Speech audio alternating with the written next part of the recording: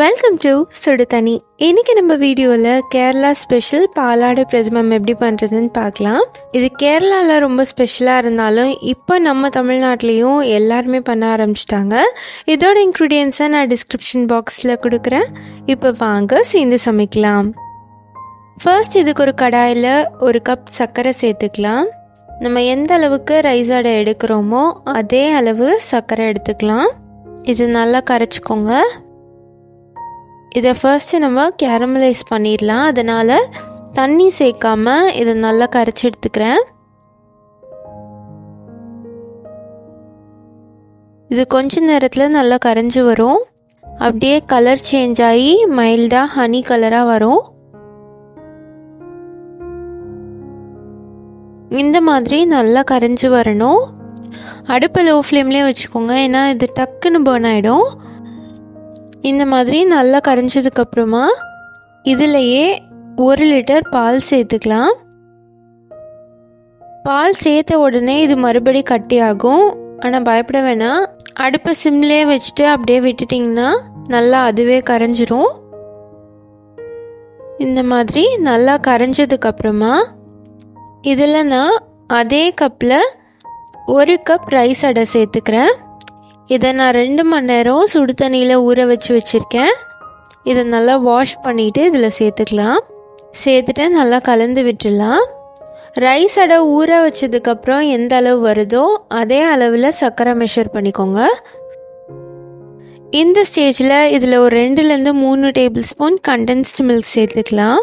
இது எக்ஸ்ட்ராவாக திக்னஸ் வர்றதுக்காக நான் சேர்க்குறேன். இது ஆப்ஷனல் தான், நீங்கள் வேணும்னா சேர்த்துக்கலாம்.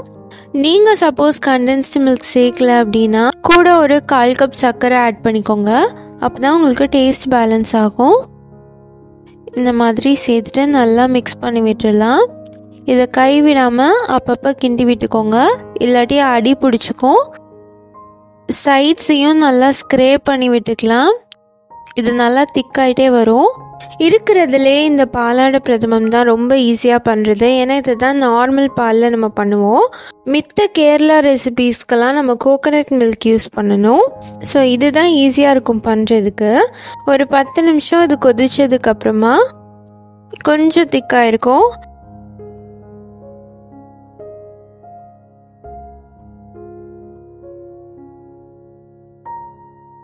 இப்போ இது கூட 1/2 டீஸ்பூன் ஏலக்காய் தூள் சேர்த்துக்கலாம்.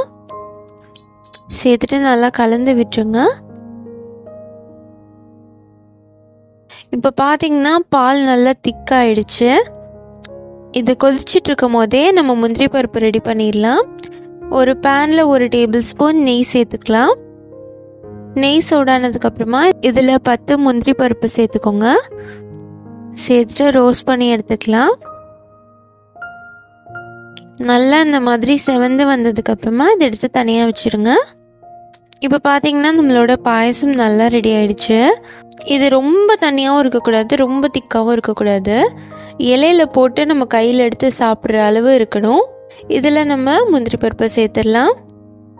அவ்வளோதான், நம்மளோட பாலாடை பிரதமம் செம்மையாக ரெடி ஆயிடுச்சு. இந்த ரெசிபி எல்லாருக்குமே ரொம்ப பிடிச்ச ஒரு வாண்டிங்கான ஒரு ரெசிபி. பண்ணுறது ரொம்பவே ஈஸி. வீட்டில் இருக்க சர்க்கரையும் பாலும் வச்சே நம்ம பண்ணிடலாம்.